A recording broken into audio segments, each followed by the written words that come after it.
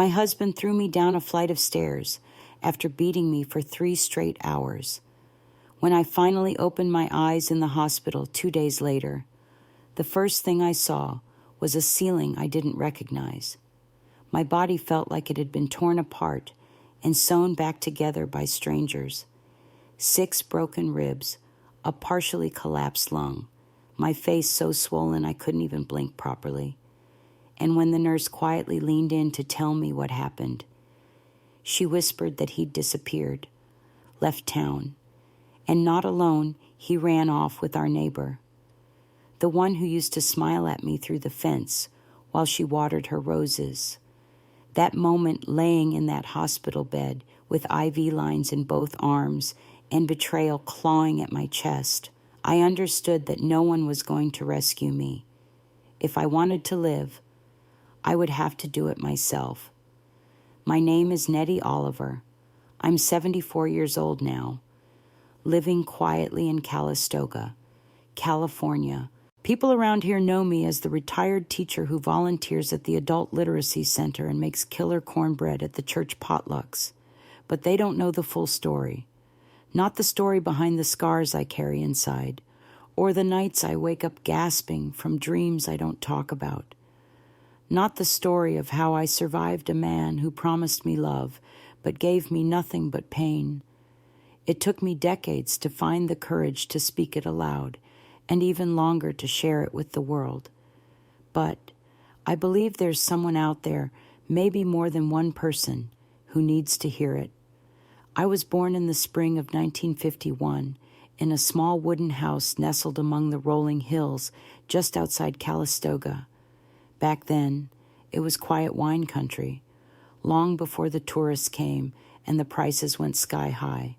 My daddy, Harold Morgan, worked in the vineyards, hands stained deep from years of pruning vines and crushing grapes. He wasn't a man of many words, but he had a good soul and calloused hands that never once struck a living thing. My mama, Marlene, was a strong church woman who made the best cornbread west of the Mississippi. She baked for the town cafes and did laundry for the neighbors. Somehow, she always smelled like flour and lavender. We didn't have much. A leaky roof, 1 bathroom shared by 5 people, and a backyard barely big enough to grow tomatoes. But we had warmth, we had kindness, and we had each other. I shared a room with my 2 older sisters, Ruthie and Jean. We'd whisper secrets at night and trace stories on each other's backs with our fingers. The house was full of music hymns on Sundays, Elvis on weekdays, and the sound of Mama humming while she scrubbed the kitchen floor. I was a quiet child, observant, always watching how people treated one another. I think I learned about love not from fairy tales, but from the way my daddy looked at Mama when she wasn't paying attention. After a long day in the fields, he'd wrap his arms around her waist while she stirred the pot of beans on the stove. He'd kiss the back of her neck and ask if she needed anything. Love, he used to say, is shown in the way a man listens. Mama once told me, Nettie, when you find someone, don't look at his smile. Watch how he treats his mother. Watch how he talks to the waitress when his food's cold. I tucked that advice into my heart like a pressed flower between Bible pages. I thought I knew what to look for. I dreamed of becoming a teacher. My sisters rolled their eyes when I'd line up stones in the yard and pretend they were students. But I didn't care. I loved words, books, chalk on blackboards. The idea that you could take a mind that didn't know something and help it blossom into understanding, that felt like magic to me. With a scholarship and a lot of prayers, I was the first in my family to go to junior college. I commuted by bus to Santa Rosa and studied until my fingers cramped.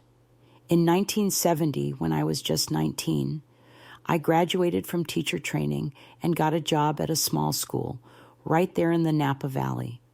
I felt like I was standing at the edge of the life I'd always dreamed of. The children were everything to me: bright eyes, scraped knees, crooked teeth, endless questions. I taught second grade, and every little breakthrough a child learning to read, to write their name, to tie their shoe felt like a celebration. My classroom was decorated with paper butterflies and construction paper apples. I kept a candy jar on my desk and gave out peppermints for good behavior. And then one day, during lunch break, he walked into my classroom. He was tall, with dark hair slicked back and a smile that arrived just a little too early. Said his name was Calvin Oliver. He was there to enroll his nephew, who had just moved into the area. He wore a pressed blue shirt and smelled faintly of cologne and old tobacco. I remember thinking he looked like a movie star from the black and white films Mama loved. He asked, "Are you the teacher here?" I nodded, suddenly shy. "You look too young to be shaping young minds," he said, with a grin that made my stomach flutter. It was the kind of attention I'd never known, kind, curious, almost reverent, and I fresh-faced, full of hope, and utterly naive fell for it like a bird flying straight into a window. I had no idea then that this charming man would one day become the reason I couldn't sleep through the night, that his words would become weapons, and his hands would leave bruises I'd spend years hiding. But that's the thing about pain, it never shows up dressed as itself. It arrives with a smile. It opens doors politely. It calls you beautiful before it ever calls you worthless. And by the time you realize what it truly is, it's already settled in your home and changed the locks. When Calvin first came into my life, I thought he was a gift from God. He kept showing up at the school, always with some excuse. He said his nephew forgot his lunch, then a jacket, then a permission slip. I'd catch him leaning against the fence when recess ended, chatting with the kids, always dressed neatly, always flashing that disarming smile. He'd tip his head slightly when he spoke, like he was letting you in on a secret. And I'll admit it, it made me feel special, seen. After a few weeks, he asked if he could take me for ice cream. I remember hesitating. I'd never been on a real date before. I told Mama, and she gave me that look, the one that held 100 unsaid warnings. "Be careful, Nettie," she said gently. Men who wear their charm like cologne often think it'll cover up something sour underneath. But I was 20 and foolish in the way only young women who've never been hurt can be. I went. We sat on a bench outside a small diner with paper cones in our hands, and he told me about his job as a furniture salesman, how he wanted to open his own business someday, maybe a little storefront with handcrafted tables and chairs. "I want to build something real," he said, eyes locked on mine, something sturdy, lasting, like a good marriage. I felt my cheeks warm. He was smooth, but not pushy, complimentary, but never crossing the line. That first night, he didn't even try to hold my hand. He made me feel like I was made of glass, and he didn't want to risk a single crack. The courtship was sweet, slow, proper. Calvin would stop by my parents' home on Sunday afternoons with wildflowers he claimed he'd picked on the roadside. He brought fresh peaches, helped Daddy fix the fence, and even washed dishes after supper. My mother warmed to him eventually, but my father stayed quiet, watching from behind his newspaper with a steady, unreadable look in his eyes. "Seems like a good man," Daddy finally said one night, his voice low as we sat outside under the porch light. "But Nettie, just remember some folks only show you the part of themselves they want you to see." I nodded, but I didn't really listen. For the first 6 months, Calvin was the man every woman dreams of. He left notes in my lunch bag, picked me up from work with a thermos of hot tea. He called me darlin' with a softness that made my heart melt. And when he kissed me, it wasn't hurried or greedy. It felt safe, intentional. When he proposed on Christmas Eve, surrounded by my sisters and parents, I cried. Mama hugged me so tight I could barely breathe. And Daddy shook Calvin's hand with a firmness that, looking back now, felt like a silent warning more than a welcome. We were married on a cool April morning in 1972 at the same white-steepled church where I'd been baptized. My dress was handmade by my Aunt Georgia, and my cousin stitched tiny pearls along the hem. I walked down the aisle on Daddy's arm, believing with every inch of my heart that I was walking toward forever. Our honeymoon was modest, a week in a little mountain town near Lake Tahoe. Calvin had saved up for months to make it happen. It was my first time seeing snow. We stayed in a tiny cabin with creaky floors and no TV, but I didn't care. I was in love. I was a wife. At first, everything felt like a dream.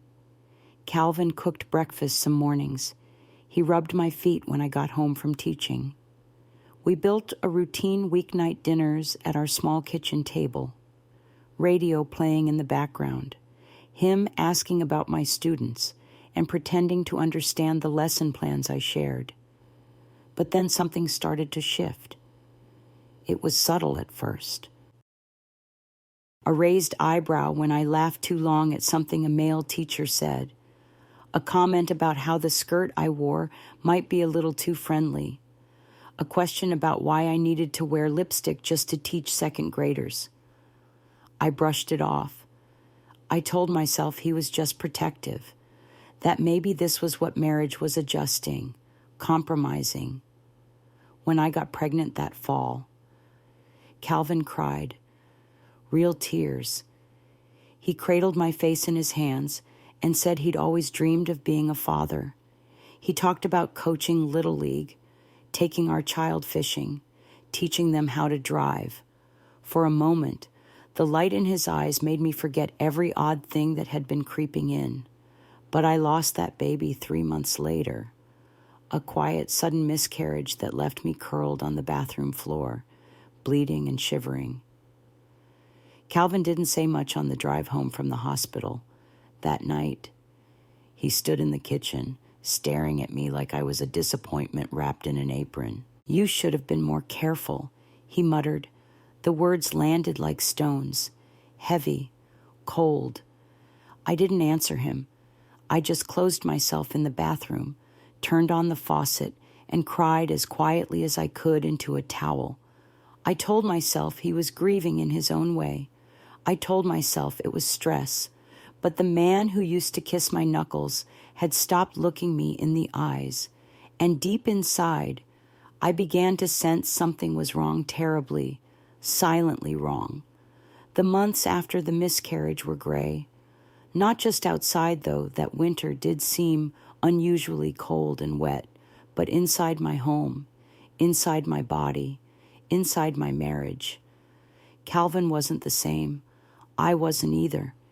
He came home later and later, offering half-hearted excuses about traffic or extra paperwork at the store. But the furniture shop closed at 6, and even a new bride learns quickly when something isn't adding up. I'd sit at the dinner table alone, staring at the cold pork chops, wondering if I was going crazy or just not enough. He started drinking. At first, it was just a beer after work, then 2, then hard liquor on an empty stomach before dinner, even hit the table. I'd come home from school and find the house dark. Calvin sprawled out in the recliner, snoring, the bottle still half full, or worse, half empty. Then came the sharpness. He'd criticized the way I cooked, the way I folded the laundry, the way I talked too much or didn't smile enough. One night, I wore a yellow blouse to church, a blouse my mama had helped me sew, and he looked me up and down and said, "You're not 16 anymore. Nettie, that color doesn't suit you." I remember how I changed before we left into something gray, and how I told myself it didn't matter, but it did. It mattered more than I let myself admit. There were still good days, or at least quiet ones. He'd kiss my forehead and apologize for being in a mood. He'd promise he was just tired, that work was stressful, that things would get better soon. And I believed him because I needed to, because I was scared of what it meant if I didn't. Then I got pregnant again. This time, I tiptoed through the months like I was walking on glass. I followed every doctor's order, ate the right foods, cut back my hours at school, even stopped going to church when Calvin said he didn't want people fussing over us. I was determined to do everything right. For a little while, Calvin softened again. He rubbed my back at night. He whispered into my belly, calling the baby little champ. He even bought a small crib from a second-hand store and sanded it down himself. But in the 5th month, I started bleeding. I'll never forget the silence in that hospital room. The doctor's eyes told me before his mouth did. Another miscarriage, another dream dissolved, another failure. At least, that's how Calvin saw it. He didn't wait until we got home this time. In the car, hands clenched on the steering wheel, he hissed, "What's wrong with you? You can't even hold a baby." I stared out the window, the trees along the highway smearing past like a watercolor painting in the rain. I didn't respond. I couldn't. We pulled into the driveway, and he slammed the door hard enough to shake the siding on the house. Inside, I sat down in the kitchen, feeling numb. I think I was still in shock. When he came back in, he didn't say anything at first. He just looked at me, that hollow look in his eyes. And then I finally said something I don't even remember exactly what. I think I told him he wasn't helping, that he made everything worse, that I didn't feel safe anymore. And that's when he hit me. His hand cracked across my face so hard that my vision went white. I stumbled back, hit the kitchen counter, and felt something warm run from my nose. I tasted blood before I could even process what had happened. "Don't you dare talk to me like that," he growled, his jaw tight, fists still clenched. "I'm your husband. I didn't scream. I didn't run. I just stood there, stunned. Somewhere in my head, a voice told me to move, but my feet felt nailed to the floor.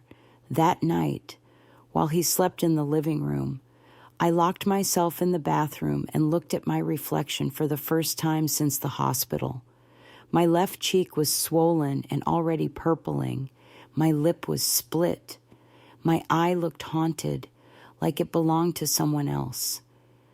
I thought about calling Daddy, about showing up at my parents' house with nothing but my purse and my wounds. But shame settled in deeper than the bruises. What would they think? That I couldn't keep a marriage, that I wasn't woman enough to give them a grandchild or keep a man happy. So I stayed. I swallowed my pain, painted on a smile for work, and made excuses for the marks. Tripped on the stairs, slipped in the tub, got hit with a cabinet door. People nodded, eyes lowered. Maybe they believed me, maybe they didn't, but no one asked twice. And once the lie is out there, it becomes a shield, one you learn to carry every day. Then, one summer evening, just past our 3rd anniversary, everything shattered. Calvin had lost his job at the furniture store. There were whispers about money missing from the cash register. Though he swore he'd done nothing wrong, he came home drunk more often. The house filled with the smell of whiskey and anger. And then there was her, Tracy Whitmore, our neighbor, 5 years older than me, divorced, always dressed up even when she was just watering her petunias. She started bringing over cookies, chatting with me at the fence, complimenting my flower beds. "If you ever need help, honey, I'm just next door." I didn't see it at first. Maybe I didn't want to. Maybe it was easier to think anyone still saw something good in Calvin. But then I found a matchbook from a bar across town in his jacket pocket. I smelled perfume on his shirt that didn't belong to me. And the look in his eyes when I asked, it told me everything I didn't want to know. He didn't even bother lying well. "Stop being paranoid," he muttered. "I bumped into someone. That's all. I started sleeping with one eye open, and I began to wonder, if this was love, what was I holding on to? It was the 15th of May, 1975, a Friday. I remember the date because everything changed that day. The sky was heavy with rain, the kind that makes the whole town smell like wet dirt and old wood.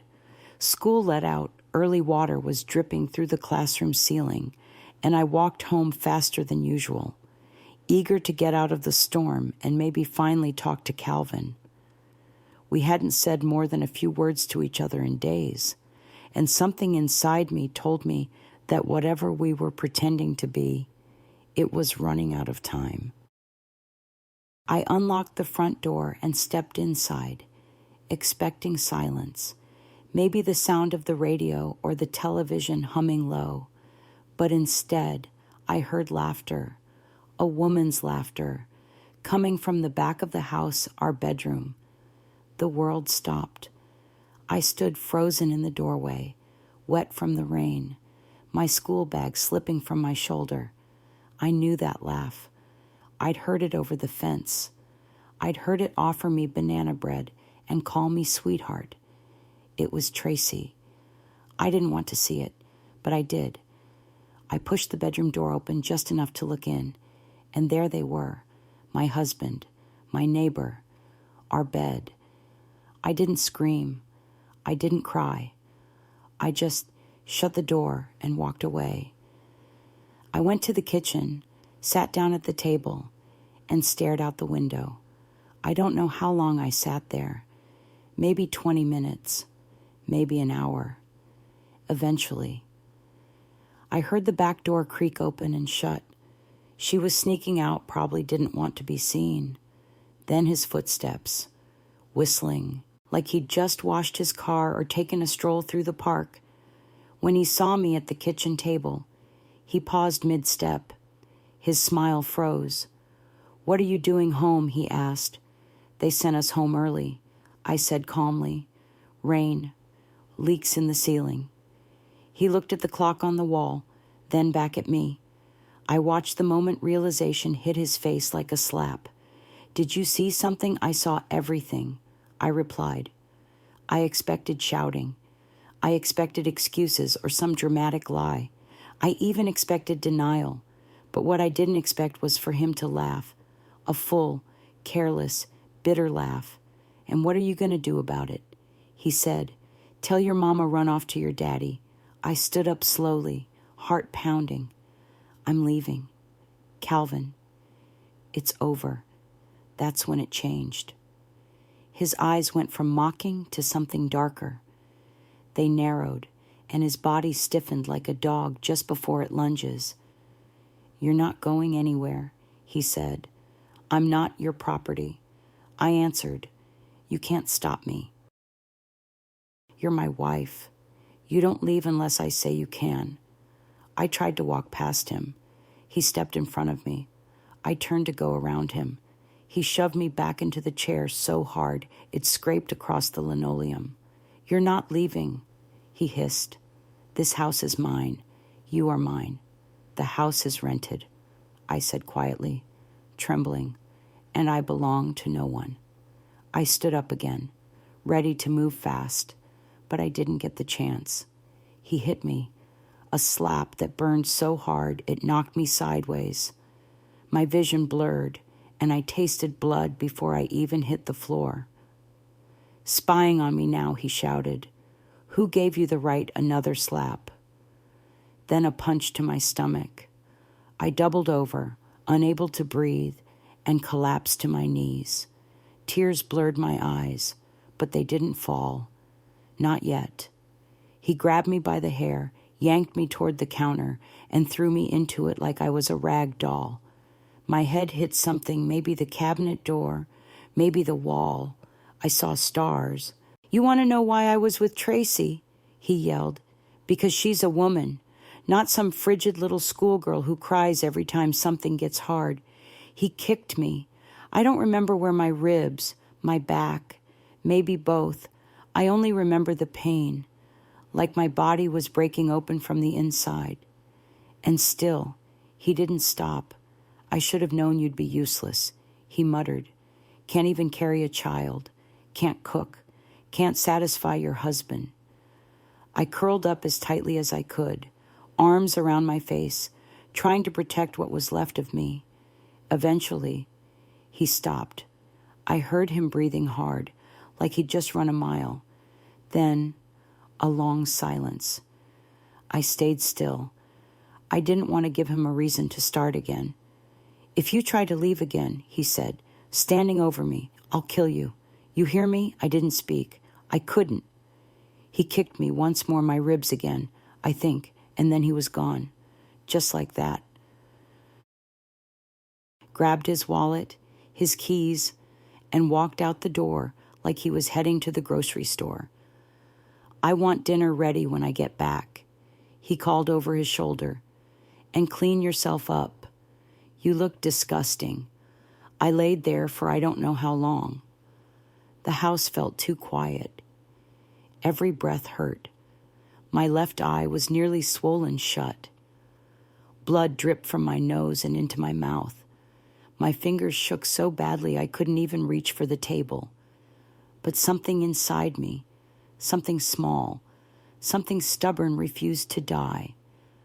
I dragged myself across the floor to the living room phone. My hand slipped on the receiver twice. I thought about calling Daddy, but I knew what he'd do. He'd come with his shotgun and never live another free day. I thought about calling the police, but in 1975 they didn't get involved in domestic affairs, especially not in small towns like ours. So I called the only person I trusted, my sister, Darlene. I sobbed into the phone. He beat me. Bad. I need help. Oh my God. Nettie, stay put. I'm coming. I'm coming right now. 15 minutes later, Darlene burst through the front door with her husband, Earl, right behind her. When they saw me on the floor, bloodied and shaking, they both froze. We're going to the hospital, Earl said, lifting me in his arms like I was a child. I whimpered from the pain. No, not the hospital. He'll find me there. Then to our house. Now, Darlene said firmly. Come on, sweetheart. Let's get you out of here. They carried me away from the house I once believed would hold my dreams. I left behind broken glass, bloodstains on the tile, and a part of myself I'd never get back. But I also left with something else, a flicker of survival. I didn't know it yet, but that night would be the beginning of my second life. Earl carried me like I weighed nothing, though every bump in the road felt like a lightning bolt through my ribs. I kept my face buried in his shirt to hide the mess Calvin had made of me, and because I couldn't bear to see the world looking normal when everything inside me was broken. Darlene's house was small, modest, and always smelled faintly of lemon and clean laundry. That night, it became a sanctuary. She helped me out of my torn blouse, wincing when she saw the bruises. Oh, Nettie. She whispered. I couldn't even meet her eyes. She brought me clean clothes and a cup of warm broth. I tried to hold the spoon myself but couldn't keep it steady. She fed me like a child. How long has this been going on? She finally asked. I was quiet for a long time. Then the words tumbled out of me.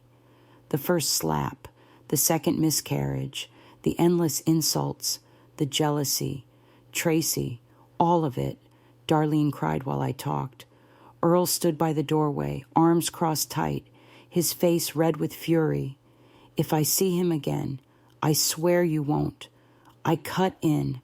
I'm never going back. The next morning, I could barely move. My left eye was completely shut. My ribs ached with every breath, and my face was mottled with black and blue. Darlene wrapped me in a scarf and sunglasses before we went to the police station. I leaned on her the whole way, like an old woman, even though I was just 24. The officer at the front desk looked up with tired eyes. He asked a few basic questions, then blinked when I said my husband had beaten me. You want to press charges, he asked, like it was a decision I might regret. Yes, I said without hesitation. He tried to kill me. You'll need to get a medical report, he added, and you understand he could be arrested, right?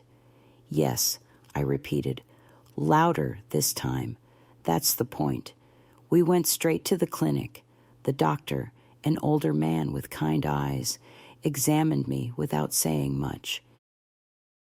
When he finished writing up the report, 6 broken ribs, facial trauma, bruising, possible internal bleeding, he looked at me gently and said, Miss Oliver, if you go back to him, he'll finish the job next time. I'm not going back. I whispered, not ever. I stayed with Darlene and Earl for 2 weeks. They let me sleep in their guest room, and their 2 little girls, Abby and Maureen, tiptoed around me like I was made of porcelain. Darlene made soup and peeled oranges for me every night. Earl offered to drive me anywhere I needed. No questions, no judgment. The strangest part, Calvin vanished. He never came to the hospital, never called, never showed up at Darlene's. 3 days after I filed the police report, the officer called to say he'd cleared out, took his clothes, his paycheck, his car. Even Tracy was gone. Just gone. No one had seen either of them since the day I walked in on them. At first, I felt terrified. What if he was planning something? What if he came back with a gun? But that fear eventually gave way to something else, relief. He'd left, and good riddance. Then, one afternoon, Darlene got a knock on the door. A man stood there holding a clipboard and a sad, worried expression. He introduced himself as the manager of the hardware store where Calvin had recently worked. I'm sorry to bother you, Mrs. Mitchell, he said, but we've been trying to get in touch with Nettie Oliver. Calvin left without picking up his last paycheck. And, well, he took some things from the store. What kind of things, Darlene asked. Construction materials, cement, lime, a shovel, a few tools. Said he was working on a project at his new place. Darlene stiffened beside me. Did he say where I asked? My voice quiet. The man scratched his head. Said he and his girlfriend bought a small property just outside of town. Something rural. Never gave me the address. That night, I couldn't sleep. Cement, lime, tools, blood on the sheets in the bedroom, blood that hadn't come from me. I had a sick feeling in my stomach, one I couldn't shake. A few days later, the police came knocking. They'd found a body. It was Tracy, buried in a shallow grave on a small property out by the river, wrapped in a tarp, covered with a thin layer of quicklime. She'd been beaten to death much like I had been, but without the luck of surviving. Calvin had tried to cover it up. He'd even laid cement over the grave. Sloppy work, though. A neighbor had reported the smell, and a few buzzards had started circling, and Calvin dead. He'd tried to flee when police arrived, pulled a knife on an officer, and was shot down right there in the woods. The news hit like a brick. I felt everything at once. Terror, rage, guilt, relief, and an awful, heavy sorrow. Not for him, not really, but for the girl. I used to be the one who believed his smile meant safety, the one who thought love was something you earned by suffering. The headlines were brutal. Local teacher's husband kills mistress, dies in shootout. They printed my wedding photo next to an image of Tracy's body being carried out on a stretcher. My name was everywhere, my story torn from me, twisted, judged by people who didn't know me at all. Parents pulled their kids from my class. The school principal called me into his office, red-faced and stammering. "Nettie, I don't want to do this. But the board, there's too much pressure." I was let go. Not because I'd done anything wrong, but because my name was now linked to murder and scandal. The victim, the widow, the one who survived. I sank into a depression so deep, I couldn't tell if the sun was rising or setting outside the window.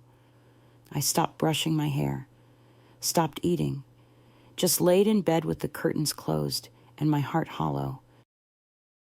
"You have to fight," Darlene said, sitting beside me one day. "You didn't survive all that just to disappear. I don't know who I am anymore." I told her.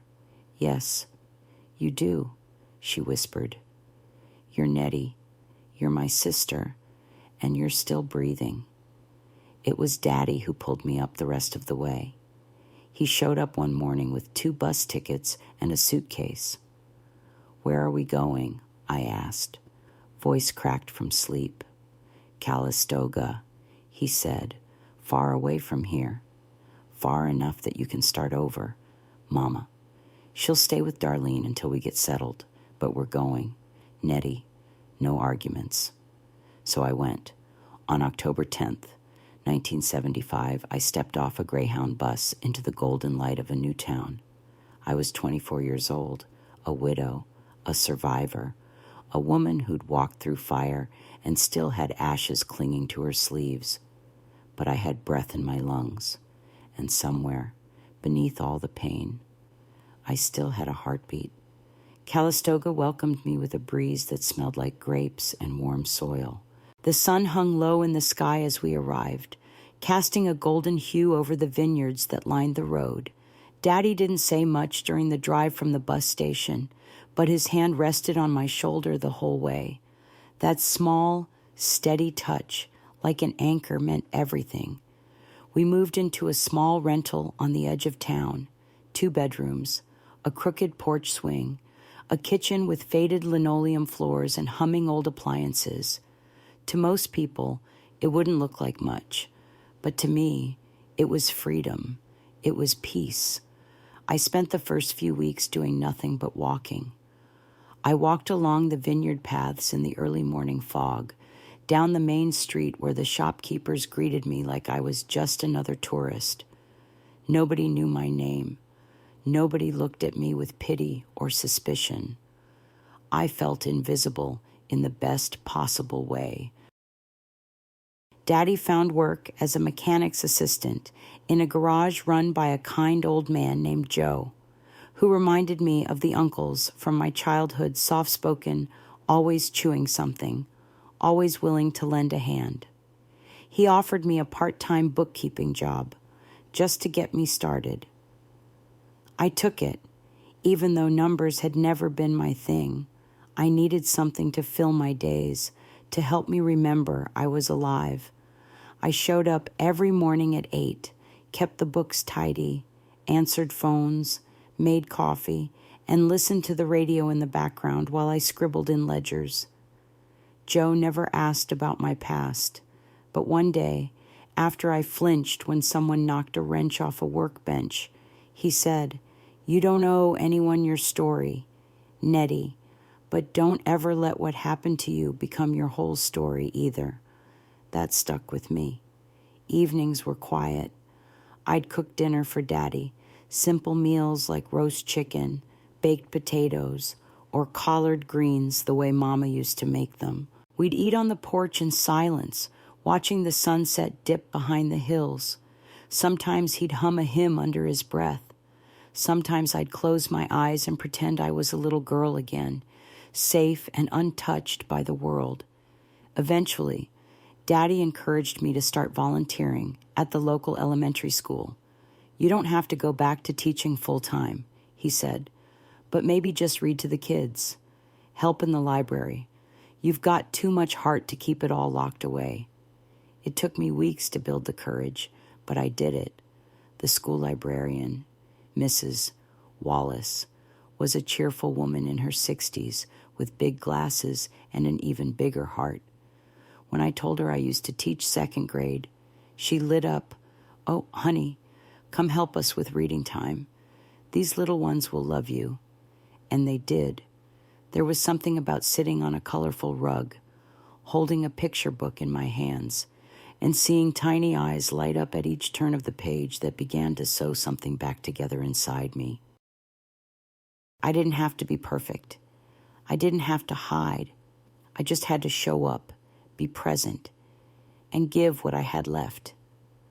One afternoon, a little boy named Lucas, maybe 6 or 7, tugged on my sleeve after story time. "Miss Nettie," he said softly, "you have a kind voice, like my grandma." I smiled. It was the first time in months I'd smiled without it hurting. That night, I stayed up and wrote in my old notebook, just a few words at first, then a paragraph, then 2.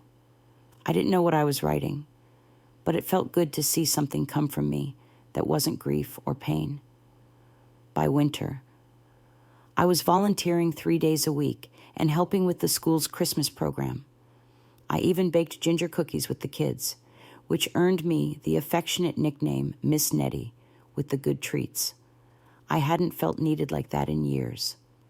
That same winter, Mama finally moved out to join us.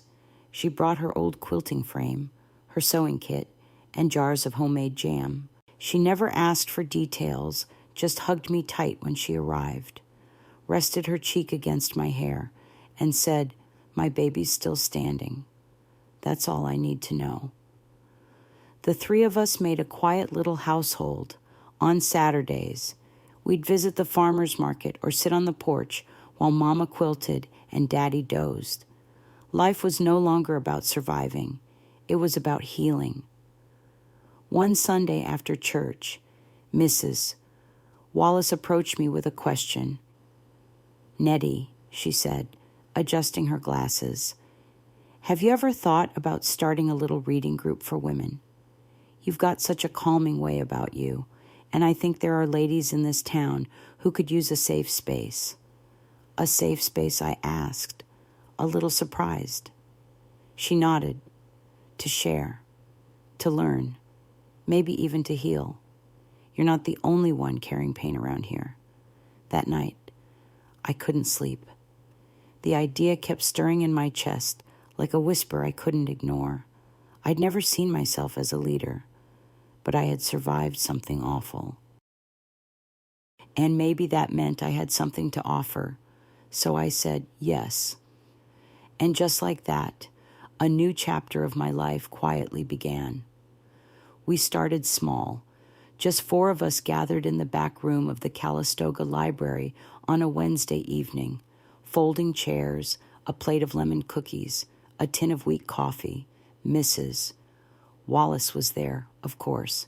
So was Ruthie, a widowed nurse who'd moved into town after her husband's heart attack. Then there was Susan, a young mother with sad eyes and a bruise she didn't try to hide. And me. I called it the Willow Circle. Not a club, not a therapy session, just a space where women could talk, listen, cry if they needed, a place where no one asked too many questions and no one judged. I told my story first, not all of it, just enough to let them know I'd lived through fire and come out the other side. My voice trembled at times, but I didn't stop. When I was done, Susan reached across the table and took my hand. "Thank you," she whispered. That was the first time someone talked like they weren't ashamed. That night, I cried when I got home, but it wasn't the kind of crying that comes from pain. It was the kind that cleans you out, like your soul finally took a breath after holding it in for too long. Week by week, the circle grew. 10 women, then 15. We moved into the community center when the library couldn't hold us anymore. Some brought friends. Some came alone. Some just sat in silence the whole hour and left without a word. But they came, and they kept coming. I didn't try to fix anyone. That wasn't the point. I just offered a space where they could sit with their stories and feel seen. I brought in guest speakers, nurses, social workers, even a retired therapist who offered advice in gentle, grandmotherly tones. One day, a woman named Clara stood up and said, "I haven't slept without a light on in 15 years, but last night I turned it off just for 10 minutes." That may not sound like much, but for me, it was everything. We clapped, we smiled, we understood. Word spread fast in our little town. People began donating books, blankets, food, even art supplies. A local carpenter built us a bookshelf. One of the vineyard owners offered a quiet field for weekend retreats. It was like the town wrapped its arms around us and said, "You're safe here." I started writing again, more seriously this time. Short pieces, reflections, essays about trauma and strength. I never planned to share them publicly, but one day I read one aloud at the circle. It was about the day I left Calvin, about what it felt like to walk away from someone who promised to love you but only ever tried to break you. When I finished, the room was silent. Then Ruthie said, "You have to publish that." I laughed it off, but the seed was planted. With help from Mrs. Wallace and her nephew, who just so happened to be a small-town publisher, I put together a little collection titled Ashes and Roots, A Survivor's Reflections. It didn't make me famous, but it made people talk. Churches hosted readings. Bookstores asked for copies. I got letters from women across the state, thanking me for telling the truth when no one else around them would. By the time I turned 50, the Willow Circle had become more than a support group. It had become a movement. Women from Napa, Santa Rosa, even as far as Sacramento, came to Calistoga to sit in that warm room and share the things they'd been told to hide. I started mentoring younger women, teaching them how to run their own groups in their towns. We called ourselves branches, and each one reached out a little farther. One night, after a meeting, Susan, now remarried and running her own circle in Santa Rosa, gave me a hug and whispered, "You saved me, Nettie." But the truth was, they saved me too. For years, I thought I had nothing left. Calvin had stripped me bare, left me with scars on my skin and deeper ones inside. But these women, these nights of honesty and healing, they gave me my voice back.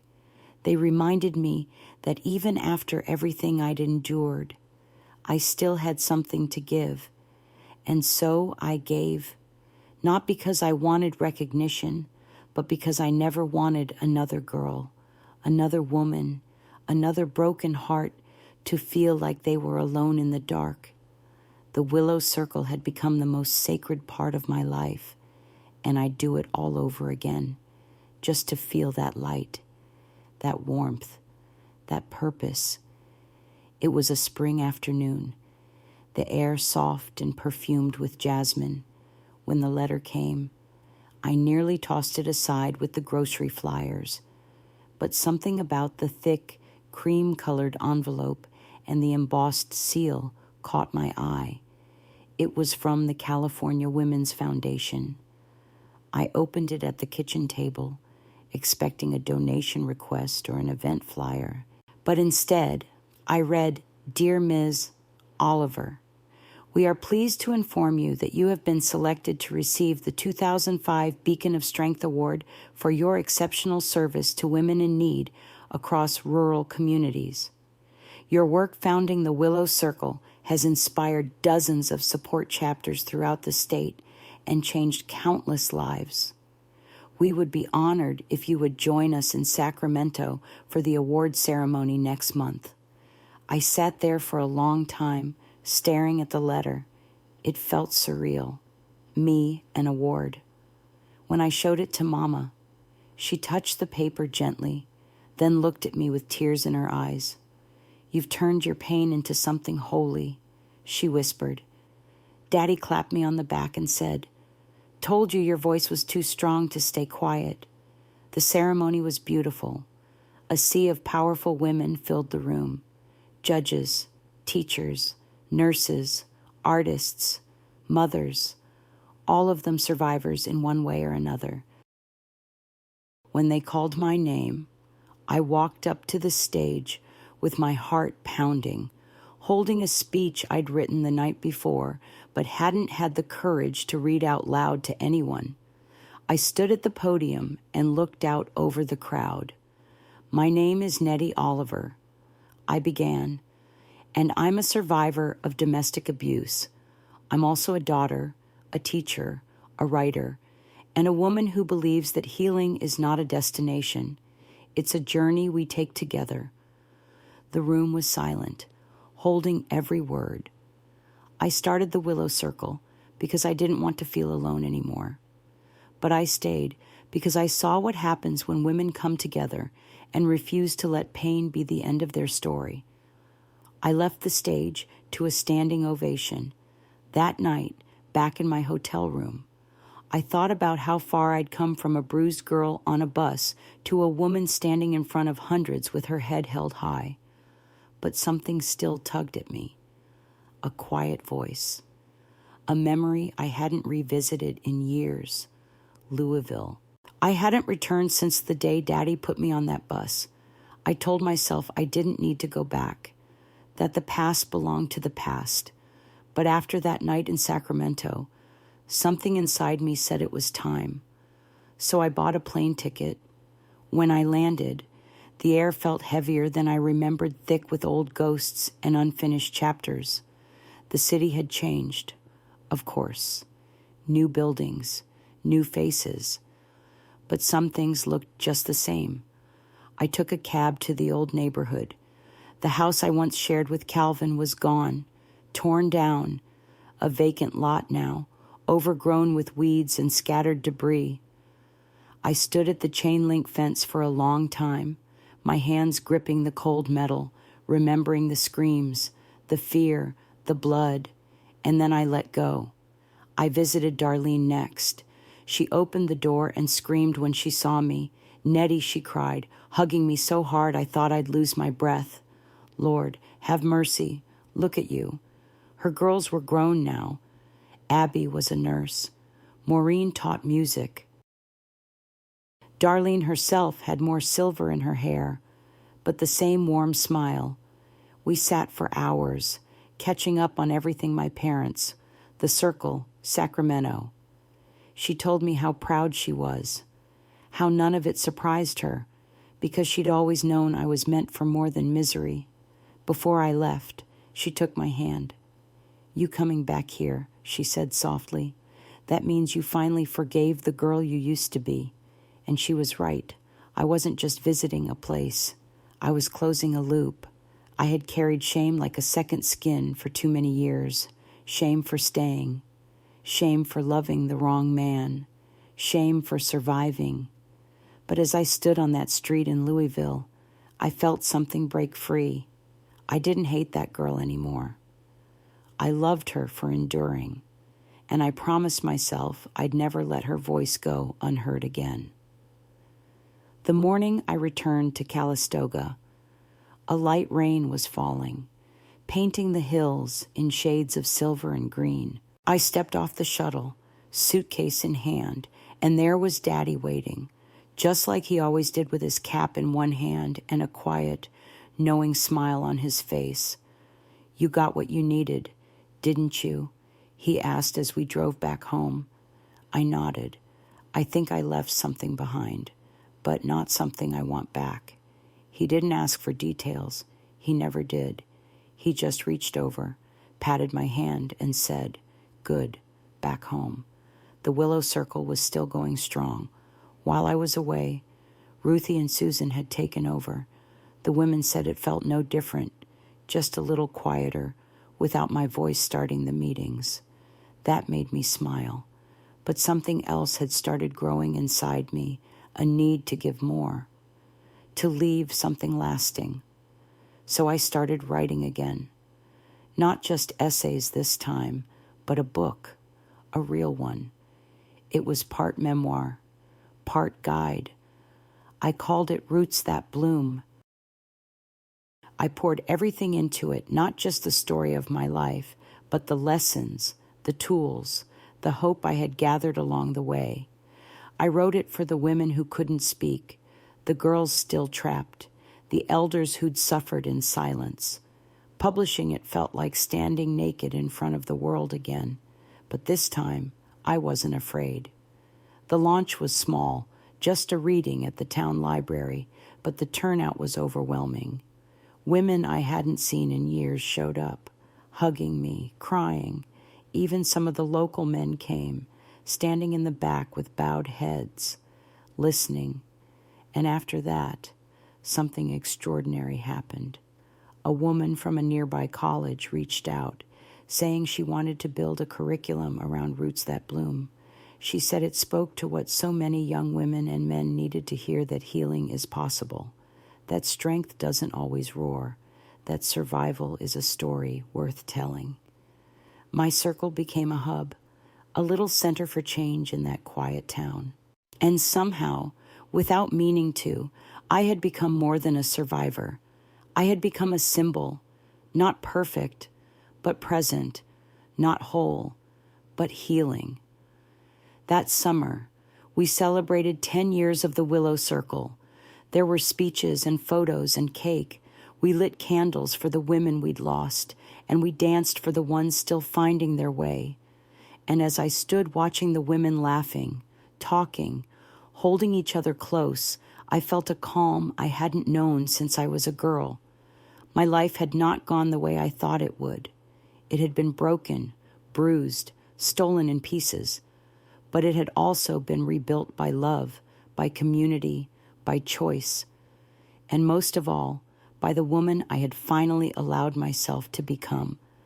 The last time I stood beneath the willow tree behind our community center, it was late autumn. The breeze was crisp, the leaves golden and trembling, clinging to their branches like memories not quite ready to let go. I stood there alone for a moment, letting the silence wash over me. The women had all gone home after our final gathering of the season. We'd read poetry, shared stories, and cried together tears of grief. Yes, but also of gratitude, a kind of holy ache that only healing can bring.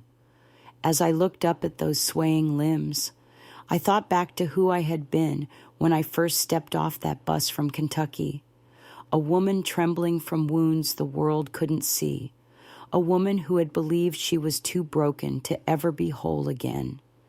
And now I was 74 years old, with silver in my hair and light in my eyes. I had laughed again. I had taught again.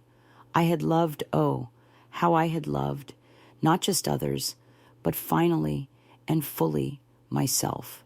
The willow tree had become a symbol for us all, not just of sadness, but of strength.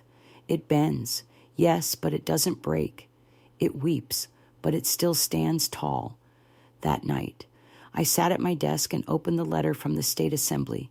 They were funding a statewide network of willow circles, and they wanted to name the founding program after me, the Nettie Oliver Center for Women's Healing and Empowerment. I cried, not because I needed recognition, but because I knew, without a shadow of a doubt, that my story, my scars, my survival had become something larger than me. They had become a refuge, a legacy, and maybe, just maybe, a lighthouse for women still lost in the dark. I wrote one last entry in my notebook that night. The things that nearly broke you will one day become the reason someone else survives. Tell the truth. Love the girl you used to be, and never, ever stop reaching for the light. That's what I want to leave with you. If you're listening to my story, especially those of you with gray at your temples and years in your bones, I want you to hear this from someone who has lived through the storm. It's never too late to begin again. Not when you've lost your home. Not when your heart's been shattered. Not even when you think your voice no longer matters. You may be retired from a job, but you're not retired from purpose. You may have outlived some people you loved, but you haven't outlived your worth. You may carry old wounds, but healing is still yours to claim. The most powerful chapters in your life don't have to be the first ones. Sometimes, the most beautiful story begins in the third act after the fall, after the silence, after the sorrow. That's where I found my voice. That's where I found me. So please don't let the world or your age or your past tell you you're done. You're not. You are still here. You still matter. And you still have the power to turn your pain into purpose. If Nettie's story touched your heart, I invite you to share your thoughts in the comments below. Maybe you've walked a road like hers, or maybe you've helped someone who has. Either way, your voice matters here. And if you believe in the strength of second chances, in the healing that comes from truth, kindness, and community, please subscribe to our channel. There are more stories to tell, more lives to uplift, and more hope to share, because no matter your age, your story isn't over. Not yet. Not ever.